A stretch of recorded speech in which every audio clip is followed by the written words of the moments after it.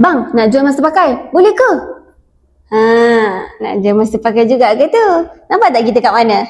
Kudani Jewels. Dah nama pun Kudani Jewels. Mestilah boleh. Jadi, koma-koma yang nak jual emas terpakai, emas patah, emas rosak, emas yang tak cukup sepasang, boleh bawa datang ke cawangan kita orang yang ini di Ipoh.